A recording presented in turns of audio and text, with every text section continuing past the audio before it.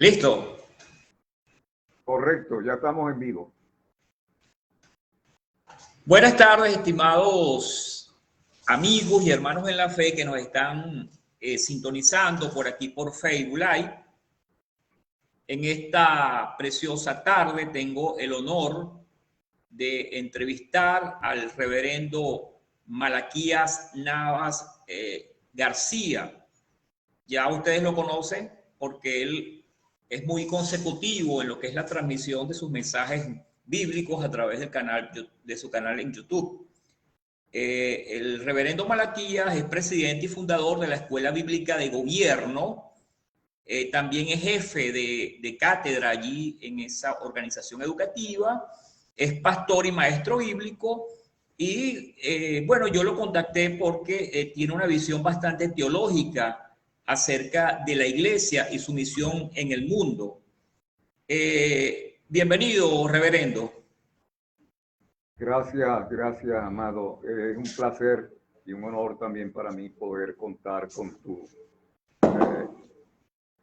contigo en este momento y en esta entrevista. Muchas gracias de todo corazón.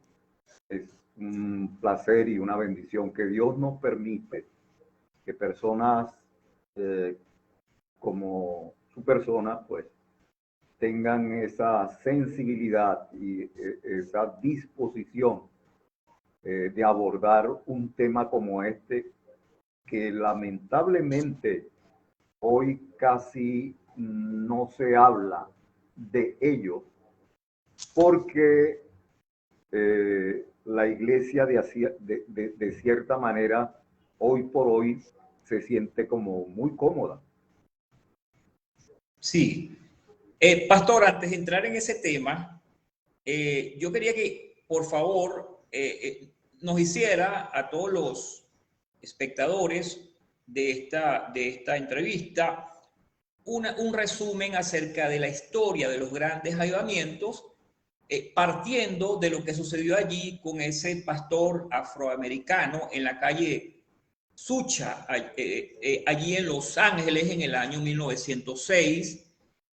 A partir de allí, ¿qué nos puede decir acerca de las historias de los avivamientos en el mundo, ¿no? Bueno, es bien interesante, aunque antes de Azusa, realmente hay algo aún inclusive más impactante que sucedió allá en Gales con un joven, era un joven eh, de unos 20 años por allí, 20 años, allá es lo que llaman el avivamiento de Gales, en Inglaterra. A diferencia, por ejemplo, en el caso de este joven, de John, a diferencia, por ejemplo, de Jonathan Edwards, este joven estuvo orando por 11 años, por un avivamiento en Gales. Y trabajaba allí en unas minas y le daba citas bíblicas a las personas que entraban a la mina, y le preguntaba luego de ellos al salir que cuál era su experiencia, qué le había dicho ese pasaje bíblico a ellos.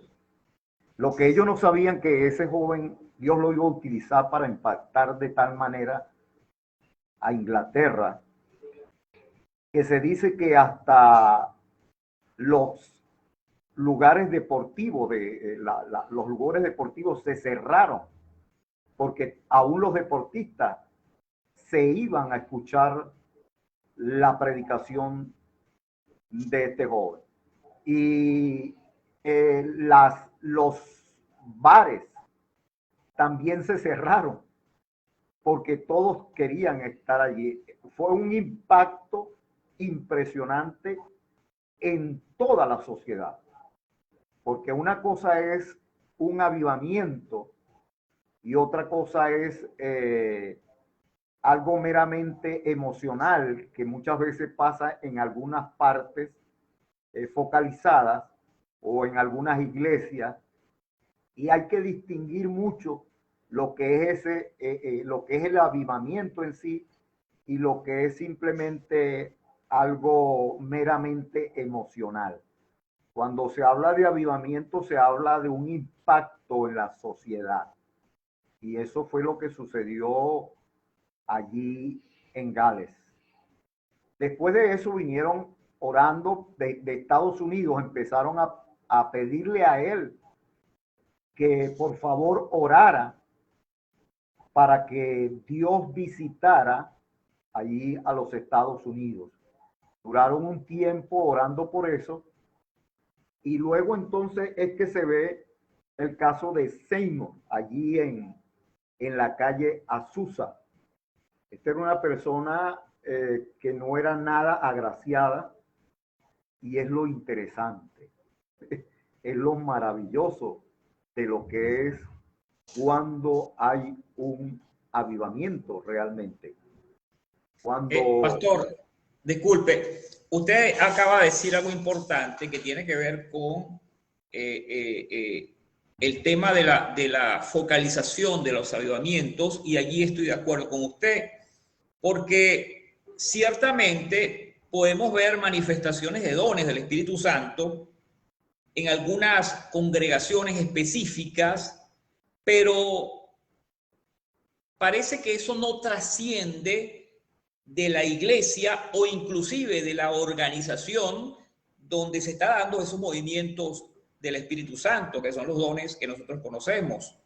Ahora, ¿qué se pudiera hacer? Y este es parte de lo que estamos haciendo esta entrevista, pero ¿qué se pudiera hacer para que pudiera haber una unificación entre las distintas denominaciones cristianas, particularmente las pentecostales? Porque ciertamente hay avivamientos focalizados, individualizados, pero no se rompen esas estructuras denominacionales por distintas razones.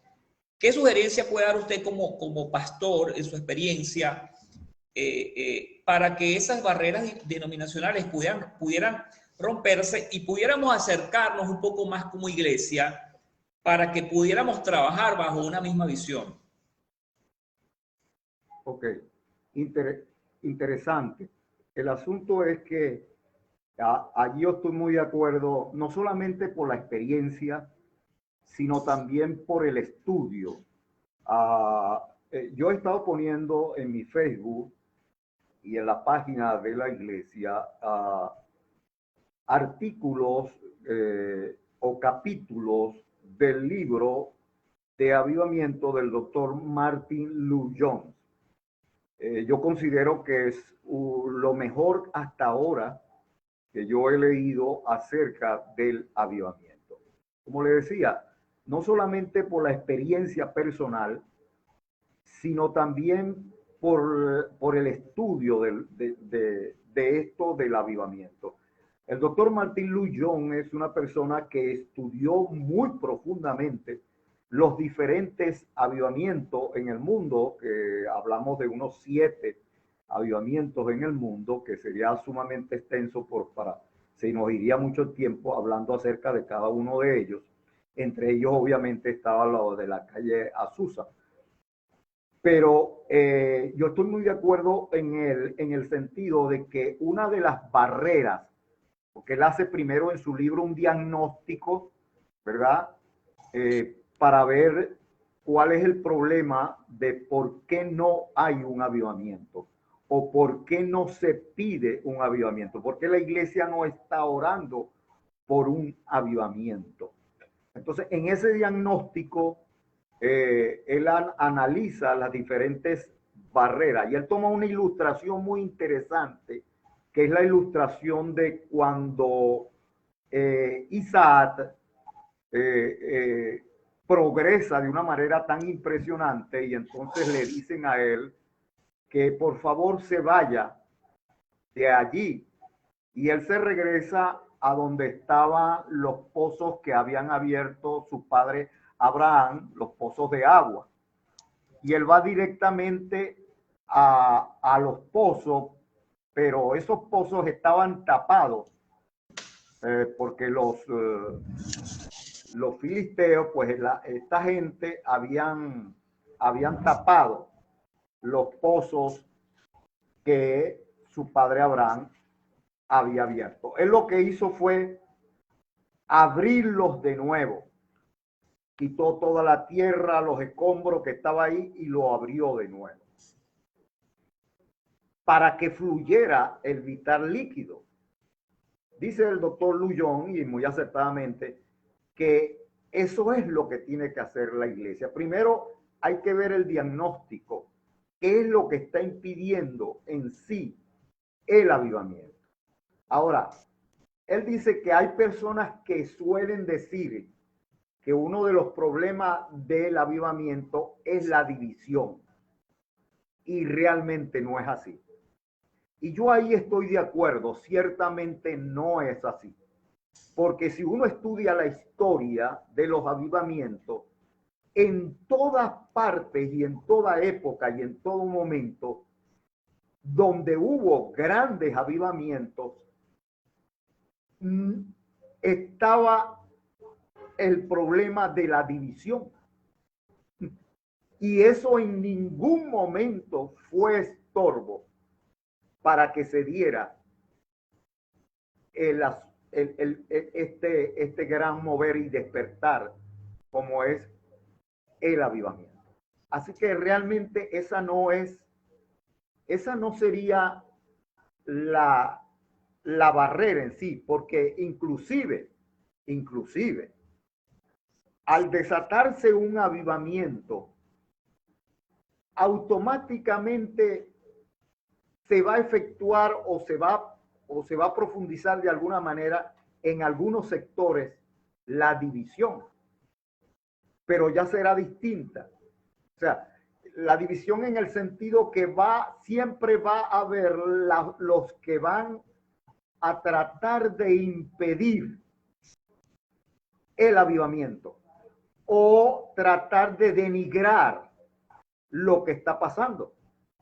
Por ejemplo, cuando Nehemías, que es un avivamiento extraordinario que vemos en el Antiguo Testamento, porque no solamente se ve en el Nuevo Testamento o contemporáneamente. Cuando Nehemías fue a reconstruir la ciudad y todo lo demás, siempre hubieron ahí los Zambalá, los Tobías, que iban a impedir a que se diera aquello. Pero cuando trajeron el libro, ¿verdad?, regresaron a las escrituras y lo explicaron, entonces el pueblo entró en un arrepentimiento y en un despertar extraordinario que tuvo consecuencia en toda la nación. Entonces, igualmente pasa y ha pasado en la historia en el aspecto de los avivamientos. Realmente son otras las causas. Cuando empezamos a analizar y a estudiar, y lo que se ha visto, son otras las causas que impiden y no necesariamente la división. Pastor Malaquías, importante lo que está diciendo. Para los amigos que nos están escuchando, vamos a poner el término avivamiento en perspectiva, porque muchas veces se piensa que el avivamiento se refiere a meter en un estadio a 60,000 creyentes evangélicos, pentecostales, y conectan esa situación con el derramamiento de los dones espirituales. Entonces, un avivamiento solamente tiene implicaciones espirituales. ¿Qué relación hay entre un avivamiento y el desarrollo económico de un país y por supuesto, del progreso? ¿Hay alguna relación entre avivamiento y progreso económico? Bueno, interesante la pregunta. Obviamente, el problema de la mayoría de la gente es que ponen los caballos detrás de la carreta y los caballos van delante de la carreta. Entonces, usted ve que hay esos grandes eventos, inclusive de oración, masivos y no pasa nada. Y es que no va a pasar nada. Es como explotar un traqui-traqui y se acabó. O sea, para hacer la analogía, ¿no? Sí, a ver si me explico. El avivamiento no es otra cosa que un derramamiento del Espíritu Santo de repente, de una manera extraordinaria.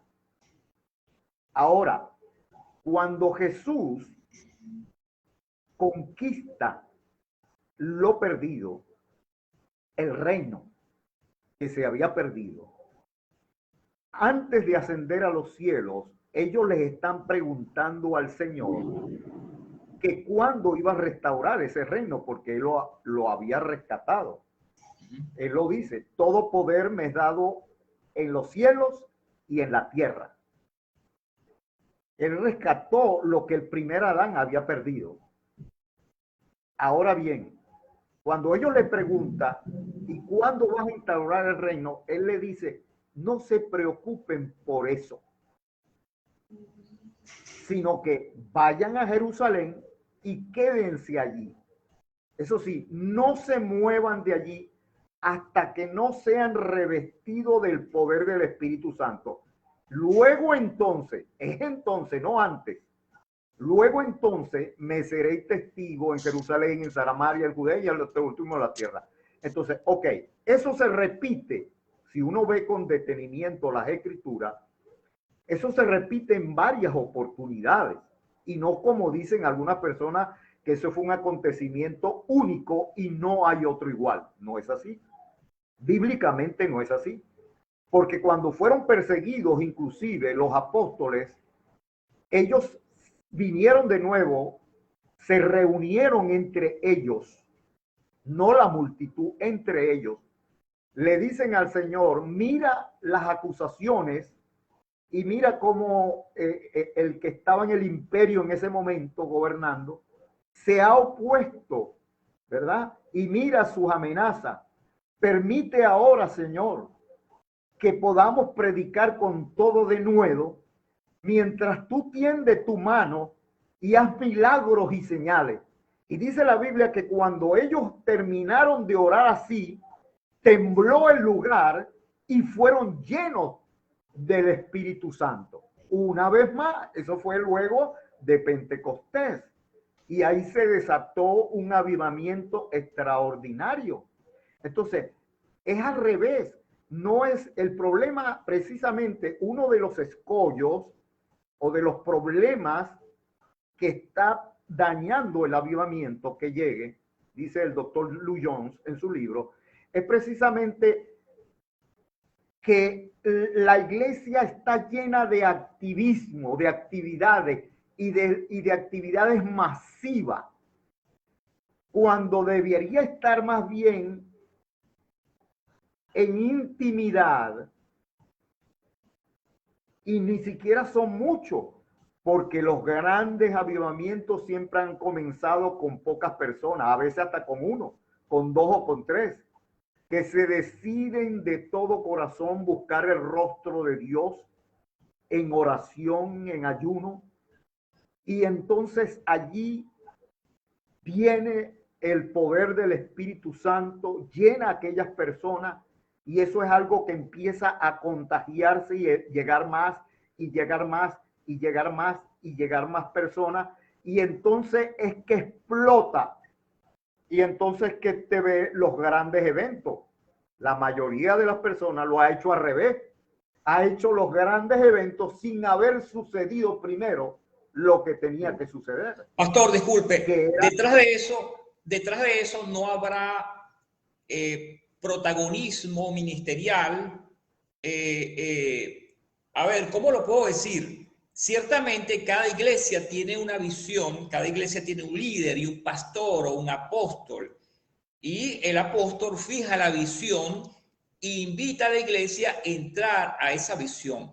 ¿Cómo podemos hacer para que todas las denominaciones evangélicas podamos incluir en la visión de la iglesia el avivamiento?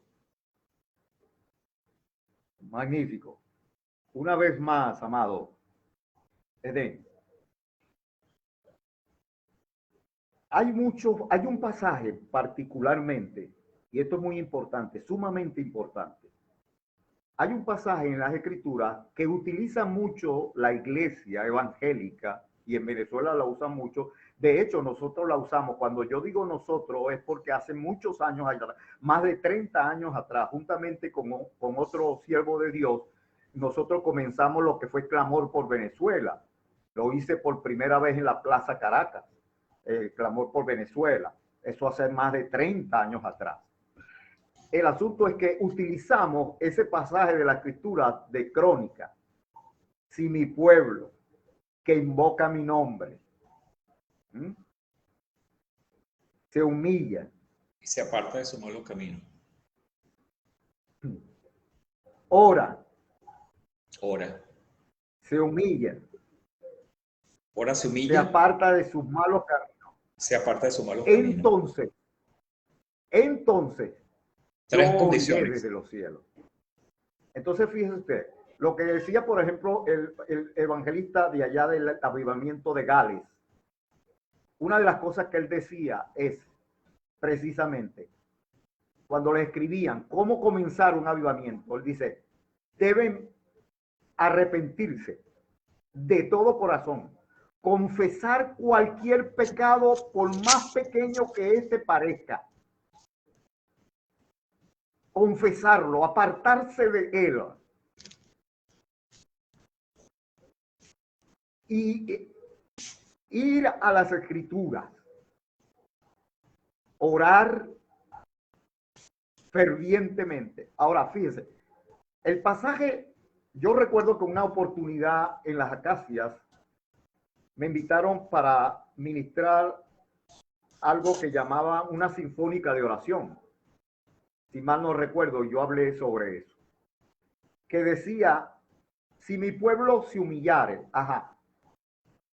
El problema es que hay mucha gente, amado, en estadium repleto,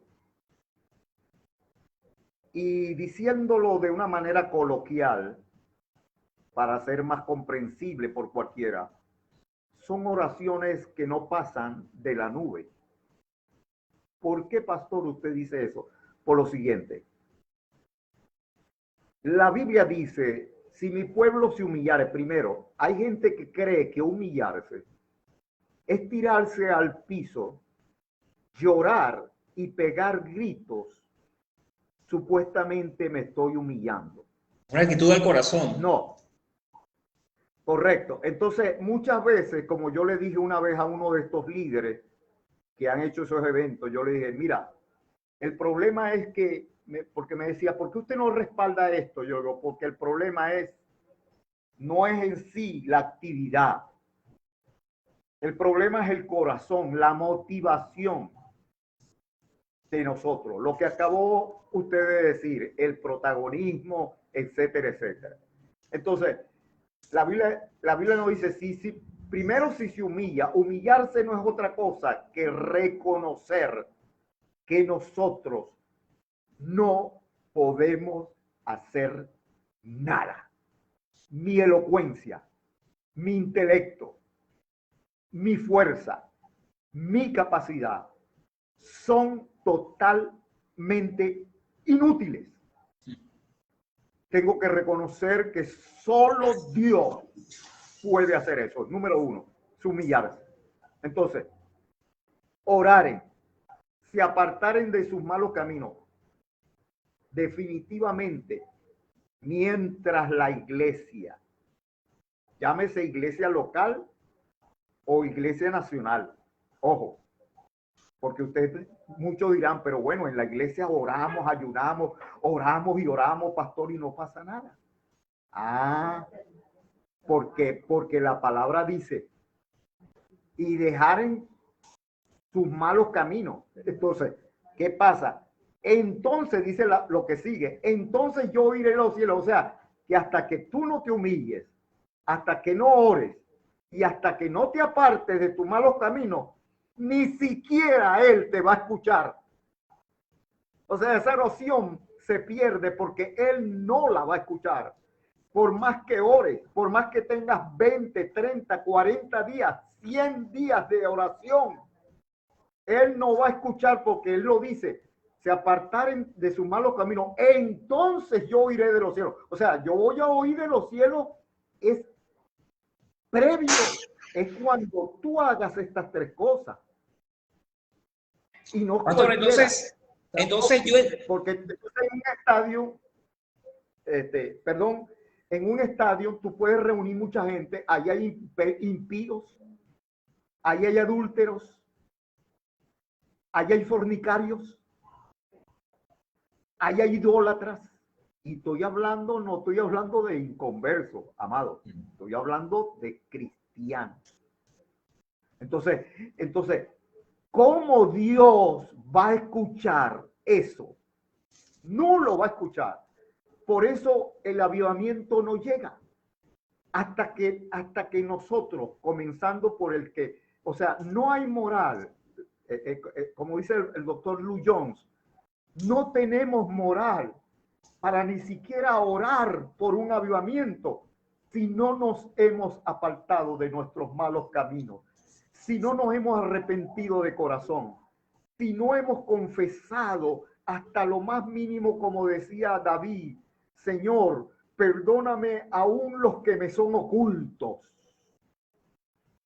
que yo no sé y que quizás está allí. Perdóname eso. Cuando eso sucede, amado, se lo digo por experiencia. Yo sé lo que es una predicación intelectual y sé lo que es una predicación en el espíritu, porque lo he vivido personalmente. Amado, yo me convertí en una oportunidad que era todo un intelectual del púlpito. Y podría apelar a los recursos literarios y todo lo demás, y como profesional, inclusive en los medios de comunicación como locutor, podía hacer una gran oratoria, pero eso no tenía ninguna vida. Información sin transformación no sirve. Y es lo que tenemos lamentablemente en nuestras iglesias. Pastor, disculpe que le interrumpa. Muy interesante lo que está diciendo y muy significativas y movidas sus palabras. Yo percibo, como laico más de una iglesia evangélica, que hay un enfriamiento global, quizás porque el mundo y el pecado ha penetrado las bases de la iglesia. Allí yo veo una responsabilidad tremenda en el liderazgo. Yo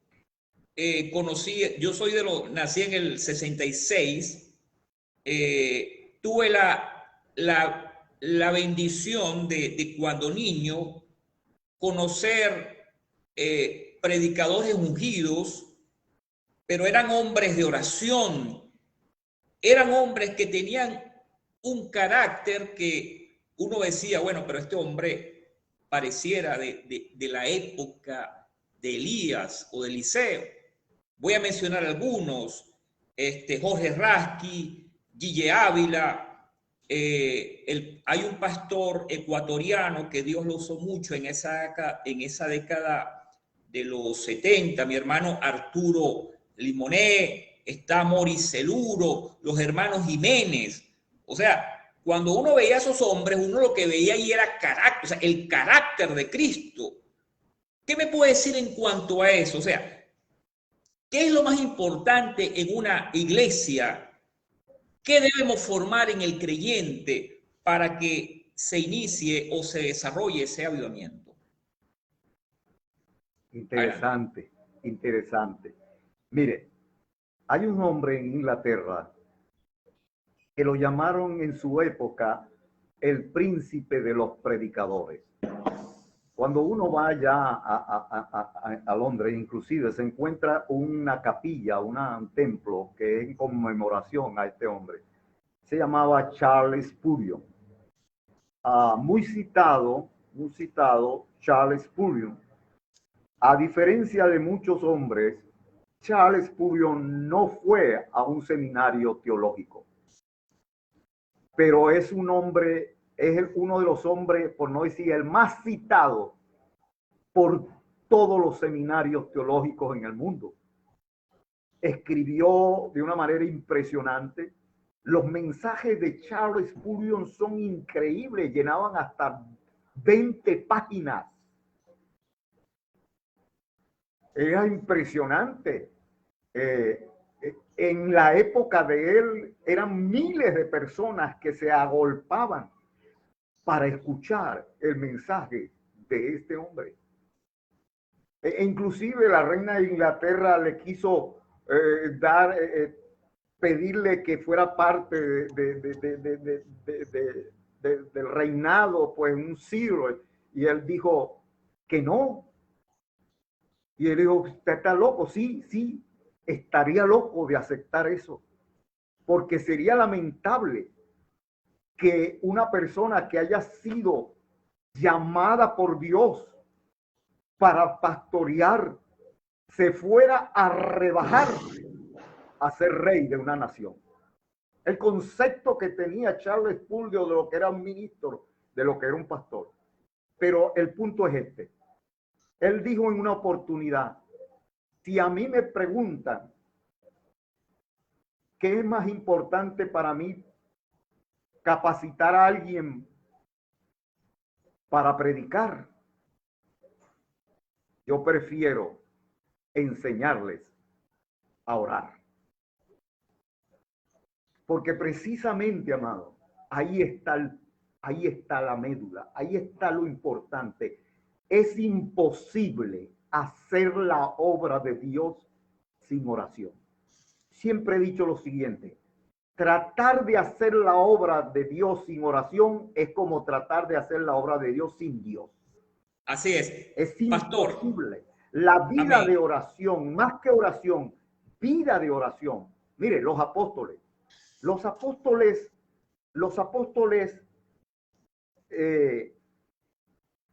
estaban tan ocupados por el movimiento del Espíritu Santo. Imagínense lo que significa cuando un hombre está lleno del poder del Espíritu Santo. Pedro, en su primer sermón, se convirtieron 3,000 personas, imagínense, en una sola prédica. La iglesia creció de tal manera y ellos estaban ocupados en servirle a las mesas y todo lo demás. Y entonces ellos entendieron y dijeron, no es justo que nosotros nos ocupemos de esto. Busquemos a 7 personas que fueron los diáconos para que se encarguen de esto. Imagínate, para servir en las mesas, para que tengamos una idea de la calidad, del estándar de consagración de un hombre de Dios o de una persona que trabaja en la iglesia del Señor, que para servir en las mesas tenían que ser de buen testimonio, llenos del Espíritu Santo y de sabiduría. ¡Wow! Nada más y nada menos para servir las mesas, eso. Ahora dígame usted qué será entonces para ministrar la palabra. Y ellos dijeron lo siguiente, porque nosotros nos dedicaremos a la oración y al ministerio de la palabra. Entonces, claro, cuando usted ve a un hombre ungido de Dios siendo usado de una manera sobrenatural, lo primero que tiene que entender es usted, y es lo que yo siempre he dicho, así será la vida de oración de ese hombre. No hay ni uno solo en la historia de la iglesia, ni de la vida. No hay uno solo que uno investigue y no vea que su fuerte era una vida de oración. Pastor. Es imposible.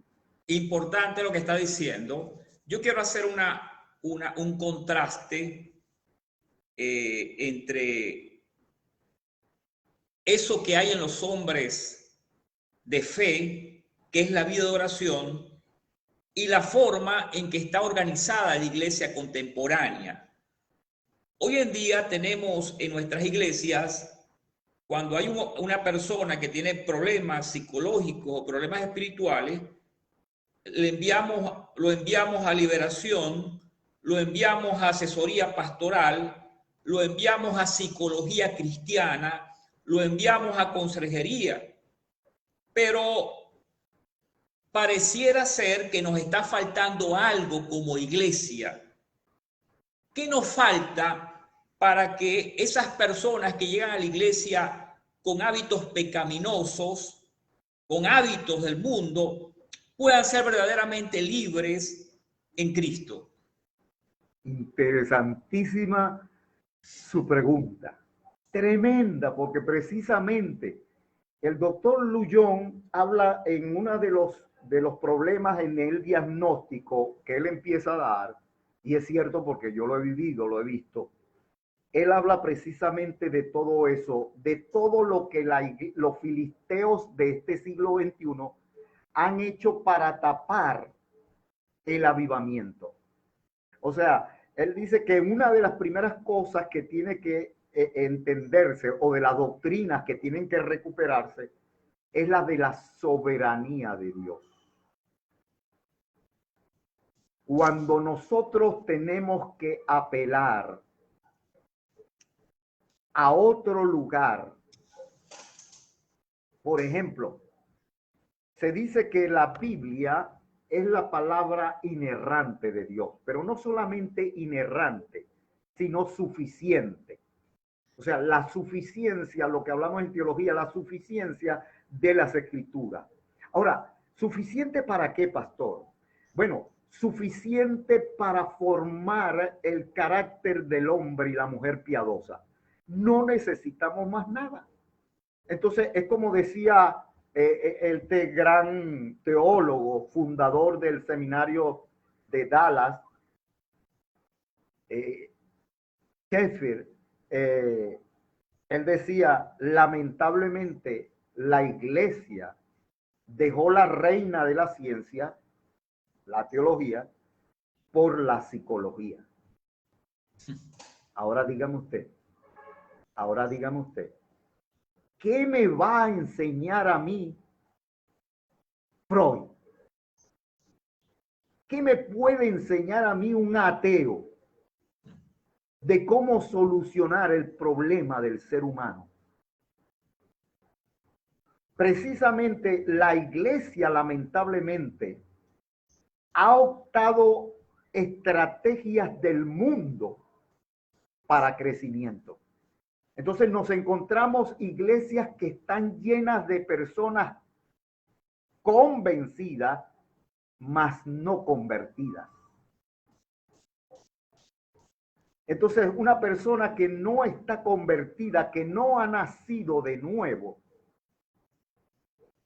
no puede tener el Espíritu Santo. Entonces tiene que apelar. Imagínense hoy en día, por ejemplo, hoy en día en la iglesia está haciendo cosas que no le corresponde, que no es lo que Dios le mandó a hacer. Entonces, que no es malo darle comida al hambriento, eso no es malo, eso es bueno, pero esa no es la razón de ser de la iglesia. No es esa. Entonces, la misma música, por ejemplo. Entonces, vamos a conquistar a la gente con buena música. Sí. Y entonces adoptamos una cantidad inclusive de gente impía y de gente que está en situación de pecado, tocando y cantando en el altar.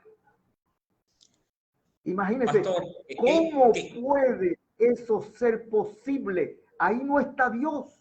Ahí no está Dios. Entonces, imagínense la diferencia entonces, que si el teatro, vuelvo y repito, esas cosas no son malas, pero esa no es. O sea, ¿dónde vemos a Pablo y a Pedro tener que apelar a luces, a música, a teatro, a una cantidad de cosas supuestamente para captar las almas para Cristo? Pastor, Mire, disculpe. Usted podrá captar lo que llaman la Biblia prosélitos y enseñarle una serie de ritos pero esos no son gente salva, esa gente no son gente creyente, no han Pastor, nacido de nuevo. Importante lo que está diciendo, y yo espero que muchas de las personas que están viendo esta videoconferencia estén siendo tocados por el Señor, y más allá de eso, que haya un despertar de la conciencia en el pueblo cristiano sobre la necesidad de reorientar nuestra visión personal por la visión de Dios, que es la visión bíblica.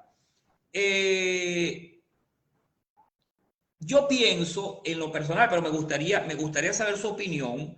En lo personal pienso que definitivamente el tema del liderazgo es determinante para que se quiebren esas barreras que nos impiden crecer o ser semejantes a Jesús y generar un avivamiento.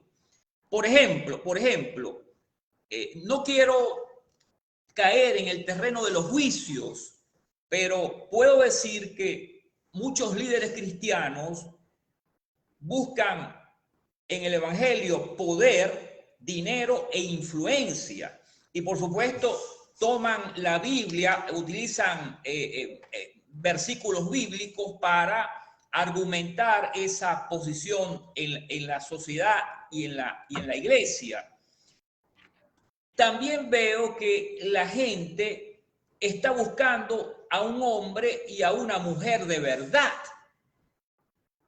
Yo voy al tema de lo que estaba hablando de mi niñez en la iglesia. Conocí hermanos santos que oraban, y siempre hablo del caso de mi padre. Mi padre siempre lo decía, mi destino era o un psiquiátrico o la cárcel y el cementerio. Ahora, en la época en que mi padre se convierte, no había en la iglesia conserjería ministerial, no había departamento de liberación, pero yo recuerdo que mi padre oraba hasta 3 y 4 horas.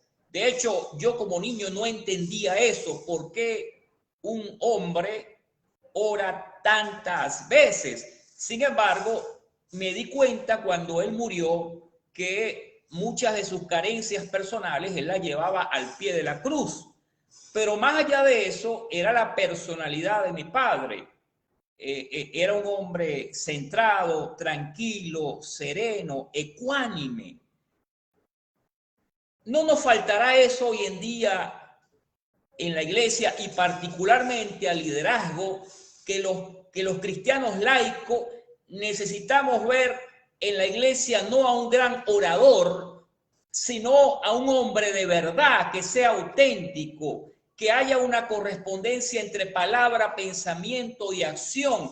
Yo no estoy diciendo que un pastor o un apóstol tiene que ser perfecto.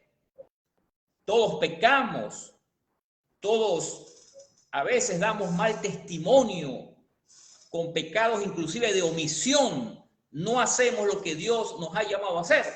Entonces, ¿qué me puede decir al respecto? ¿Cómo reconquistar en los cristianos la vida de oración y cómo hacerles entender que la misión de la iglesia debe ser hacer de nosotros pequeños Cristos? Exactamente, excelente, excelente, porque esa debe ser, o esa es la función de todo pastor, todo hombre de Dios. Fíjate, cuando nosotros leemos la carta a los Efesios, que es la única que habla de los 5 ministerios, no hay otra, es la que habla Pablo, el apóstol Pablo. El punto es que él dice que los cinco, no tienen otra cosa que hacer, sino que es para la edificación de los santos, para la obra del ministerio.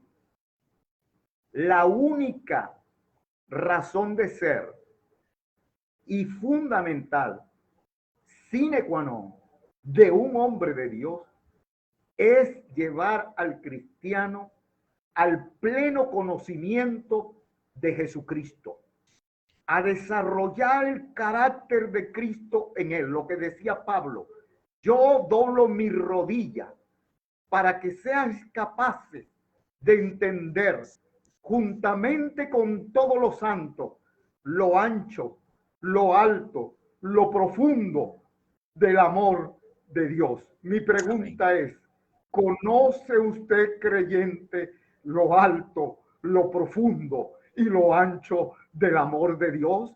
Porque si usted no lo conoce, usted no está siendo formado en aquello que Dios dijo.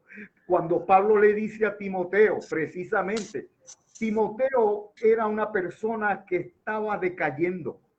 Timoteo era una persona que Pablo lo discipuló, le impuso las manos, Dios le dio dones y Timoteo estaba descuidando su vida espiritual, le estaba poniendo más énfasis a su vida del ejercicio corporal. Acuérdate que Timoteo era hijo de un griego y me imagino que esa gente, bueno, de ahí nació las Olimpiadas. Sí. Y entonces sí, y es bueno, yo por lo menos corro todos los días, me cuenta. Pero Pablo le dice, ejercítate para la piedad, porque el ejercicio corporal para poco aprovecha. No dice para nada, dice para poco, mientras que el ejercicio para la piedad te sirve para esta vida y para la venidera. Y también le dice otra cosa, le dice, aviva, ahí entra la palabra, ya es un avivamiento personal. Y ahí vamos a lo que estamos hablando. Cada creyente, cada hombre de Dios necesita tener un avivamiento personal en su vida. Yo le pregunto a muchos consiervos, ¿desde cuándo no lloras y tiemblas ante la presencia de Dios? ¿Desde cuándo no sientes los ríos de agua viva corriendo por tu ser? ¿Desde cuándo tú no eres impactado con la sencillez del evangelio? Y Pablo le dice a Timoteo, aviva el don que hay en ti. O sea, está para morir. El avivamiento no es otra cosa como esa. El avivamiento no como muchos piensan, no es una campaña, como dicen, campaña de avivamiento, no. Eso no es avivamiento, porque el avivamiento no es para los impíos. Ellos reciben y son impactados luego de los efectos del avivamiento. Pero el avivamiento es para los que han nacido de nuevo, que están vivos. La palabra dice avivar. Es como cuando tú prendes una llama, una brasa, y el carbón entonces empieza a apagarse, y entonces tú tomas algo y empiezas a soplar, y se aviva la llama. Eso es avivar. Algo que tiene vida es lo que se puede avivar. Lo que está muerto no se puede avivar. Por eso hay tanta gente en iglesias que está muerta, no han nacido de nuevo, no pueden ni siquiera orar por un avivamiento, tienen que orar es más bien para ser salvos. Porque hoy en día no se predica el evangelio, porque ese es el otro problema. No se predica ese otro el evangelio, tema. Se predica cualquier cosa. Ese otro tema. Ese es otro tema, pero menos el evangelio. Entonces es importante desarrollar. Mire, los discípulos le dicen al Señor en un momento que lo ven orando, porque el Señor, el Hijo de Dios, por amor a Dios, no estamos hablando de cualquier persona, el Hijo de Dios, Emmanuel, Dios con nosotros, mientras estuvo en la tierra, su secreto estuvo allí. Dice que se apartaba a solas a orar y a veces amanecía toda la noche orando hasta el día siguiente. Si el Hijo de Dios tenía que hacer eso, ahora dígame usted, ¿qué quedará para nosotros? ¿Qué quedará para nosotros? Entonces ellos le dijeron, se le acerca un discípulo y le dice al Señor, Señor, enséñanos a orar. Así como Juan enseñaba a sus discípulos. Qué interesante. Eso quiere decir que los hombres de Dios de aquella época enseñaban a sus discípulos a orar. Enséñanos a orar así como Juan enseñaba a sus discípulos. Ellos no le dijeron, ellos lo vieron hacer milagros, hacer portentos. Ellos no le dijeron, enséñanos a predicar, enséñanos a hacer milagros, enséñanos a sanar, no, ellos le dijeron, enséñanos a orar. Ellos entendieron que en la oración estaba el secreto, el poder de todo, la relación de Jesús con el Padre, ahí estaba el secreto. Enséñanos a orar. Entonces, así como Juan enseñaba a sus discípulos, una de las labores del pastor, lo que le decía, con Spurgeon. Spurgeon decía, yo prefiero antes de enseñarles a predicar, enseñarlos a orar.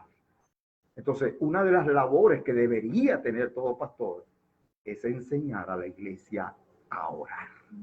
Ah, mi querido Ender, el problema es que hay muchos pastores que yo mismo no oran.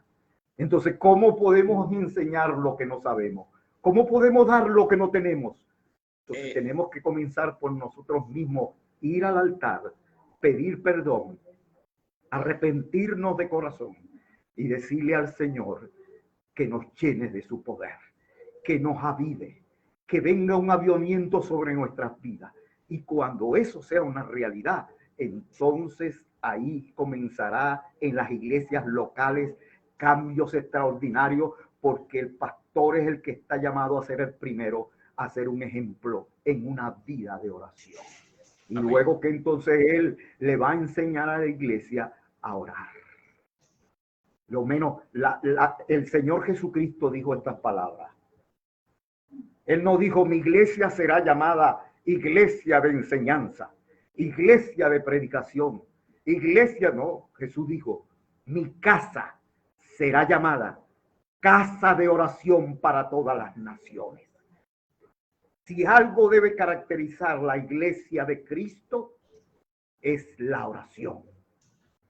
O como dijo un pastor allá en Estados Unidos, pastor Zimbala, extraordinario hombre de Dios, el tabernáculo de Brooklyn. Él decía que para él el domingo era el más especial. Nunca perdía un domingo porque era el sermón del pastor. Pero en una oportunidad, cuando le tocó pastorear una iglesia que estaba totalmente desierta, la prostitución terrible en las calles, los hermanos prácticamente no venían casi a la iglesia, y comenzó él a orar. Y entonces él llegó a esta conclusión. Los domingos se ve la popularidad del pastor, pero los martes de oración se ve la popularidad de Cristo. Y entonces él empezó a cambiar y empezó a orar y a buscar el rostro de Dios. Y ahora para él los martes de oración eran más importantes que los mismos domingos. Él decía, yo puedo faltar cualquier domingo, pero los martes no puedo faltar.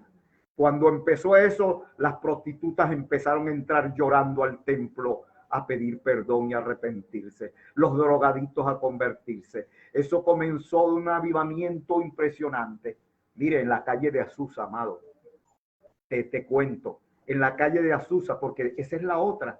Hagamos buenos templos, decoración, butacas, aire acondicionado. Mire, mi hermano, cuando el Espíritu de Dios se derrama en un lugar, la calle de Azusa, ¿sabe cuáles eran las bancas? Unos pipotes con unas tablas encima. Y el Señor, el hombre que Dios era hasta una persona tuerta, nada agraciado de físico. Era una persona que no era ni siquiera un elocuente predicando. No había música, no había orquesta. Pero hubo un hombre que le faltaba un brazo y de repente empezó a salir el brazo por completo. Eso se llenaba de personas impresionantes que lo menos que estaban esperando era sentarse en una buena butaca, sino en esas tablas, en esos pipotes.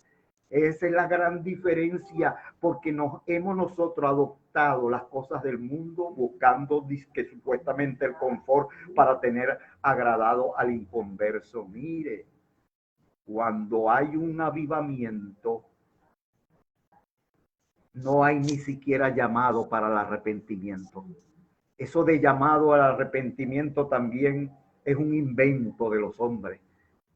Dice la historia con Jonathan Edwards, cuando él hablaba acerca del infierno, dice que la gente se agarraba de la banca porque sentía que se iban a caer en el infierno. y pasaban adelante llorando, suplicando por salvación. Cuando el derramamiento del Espíritu Santo está en un lugar, no hace falta ser llamado. La gente pasa gritando desesperado porque el Espíritu Santo le da convicción de pecado, de juicio, de justicia, y se sienten inmundos pecadores, se siente que van directo al infierno y buscan salvación. Tremendo. Tremendo. Pero esa es la diferencia. Hemos adoptado una cantidad de marketing y demás. Y claro, las iglesias se llenan con marketing, pero ¿de qué se llena? De gente que no conoce a Dios. De gente que blasfema el nombre de Dios. O como decía, como decía un amigo, iglesias engordadas pero raquíticas espiritualmente. Es como la Odisea, amado. Y me llama la atención que dices que eres un laico. Quiero que sepas que precisamente los grandes avivamientos no comenzaron con grandes predicadores, comenzaron con laicos. Laicos de oración, a ver. Con gente que era desconocida, con gente que no tenía ninguna importancia en el clero evangélico. No, pero que tenían un hambre por la presencia de Dios. Comenzaron a orar y a buscar el rostro de Dios y sucedieron lo que sucedió.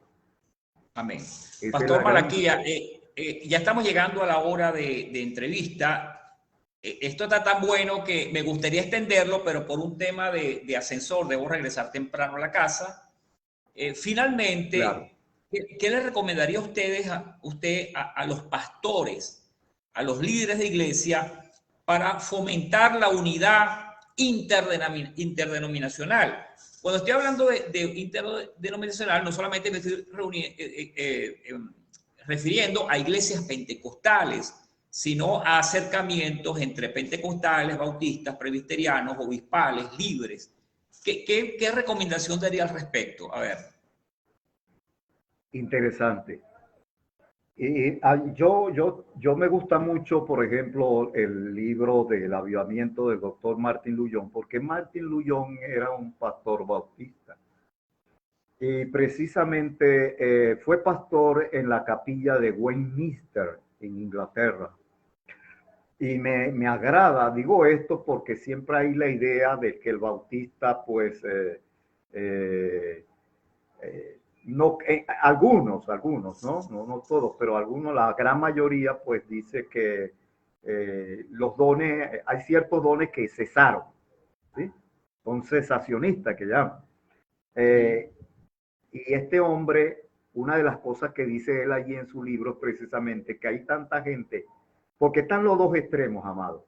El extremo de la gente emocionalista, que hay que entender lo que es esto. Una cosa es la emoción y otra cosa es el emocionalismo.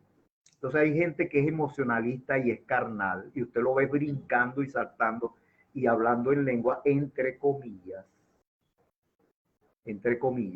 porque yo una vez, por cierto, usted nombró a Gigi Ávila, yo visité a Gigi 3 veces en su oficina, allá en Camuy, Puerto Rico. Lo apreciaba grandemente. Y recuerdo una vez que Gigi vino a Caracas y estaba en la iglesia Emmanuel, previo a la campaña. Estábamos orando, yo siempre estaba ahí orando. Estábamos orando y de repente se levanta una mujer hablando en otras lenguas. Y la gente se alborotó enseguida, la carne, tú sabes, la emotividad. Y el hermano Gigi Ávila dijo, cállense la boca. Y le digo a la mujer, cállate. Porque él dijo, las lenguas que está hablando esa mujer son lenguas diabólicas, no es del espíritu. Bueno, entonces fíjense, los extremos, ¿tú ves? Entonces dice Luttrell, y está el otro extremo, que es de aquellos que todo es el intelecto, el conocimiento teológico, pero sin vida. Entonces hay muchos que por miedo a caer en lo emocional, se abstienen de esta otra parte que es tan importante. Entonces, ¿qué recomiendo? Mire, 2 o 3 pastores, 2 o 3, comiencen a orar. Comiencen a orar. Simplemente y eso. La oración no tiene barrera denominacional. Te cuento esto para finalizar mi parte. Pero orar por la unidad también y para que sean sanados los resentimientos entre denominaciones. Sí, te cuento esto que es una historia personal mía interesante. Yo comencé hace muchos años en un concilio pentecostal internacional como evangelista. Hace muchos años. Yo me he movido mucho entre la iglesia bautista y la iglesia pentecostal, así que tengo experiencia en ambos mundos. Entonces, hace muchos años yo fui a dar una cruzada a Upata, Estado Bolívar. Y una persona me prestó una carpa para 500 personas. Yo estuve predicando ahí un mes completo, pero le cuento la experiencia. Yo cuando llegué allí, el Señor me abrió la radio y yo hice lo siguiente. Le pregunté al Señor, ¿qué hago, Señor? Entonces yo dije, fui a los pastores y le dije, yo quiero que hagamos unos matutinos de oración. Vamos a orar. Vamos a orar. En el altar no hay denominación. Vamos a orar. Mire, a las 5 de la mañana, varios hermanos se pusieron a la orden con sus camionetas de pasajeros. Nos pasaban buscando a cada quien. Un día lo hacíamos en la iglesia bautista. Un día la hacíamos en la iglesia Peniel. Un día la hacíamos en Buen Samaritano, recuerdo, eran los concilios que estaban ahí. Un día lo hacíamos en la iglesia pentecostal. Y empezábamos a rotar la oración todas las madrugadas, previo a la campaña. Mire, hermano, pastores que ni siquiera se hablaban, empezaron a hablar y a comer juntos y a salir juntos. Gloria a Dios. ¿Y qué le puedo contar? Lo que pasó ahí en esa campaña fue glorioso. Qué bueno, qué bueno. Bueno, es una recomendación que da el reverendo Malaquías Navas de la necesidad de unirnos como iglesia, aunque sea en esas pequeñas acciones de unirnos como iglesia, pastores de distintas denominaciones, para orar, no solamente por la unidad del cuerpo de Cristo, sino también para que el Señor nos despierte a un avivamiento. Bueno, hemos llegado al final de esta entrevista. Le doy gracias al reverendo Malaquías Navas por esta entrevista que fue muy, muy movida y muy significativa para el pueblo de Dios. Y estoy seguro que producto de esta entrevista se van a despertar muchas conciencias y van a empezar a orar por un arrepentimiento en función de lo que la Biblia dice, ¿no? De comenzar primeramente a arrepentirnos, ajustar nuestras vidas, sacar todo lo que está sirviendo como obstáculo para que podamos darle lugar al Señor. Yo recomiendo a todos los amigos que nos están viendo por Facebook las prédicas en el canal de YouTube del hermano Malaquías Nava, porque son muy interesantes, son prédicas muy bíblicas, y eso es lo que necesitamos hoy día en la iglesia.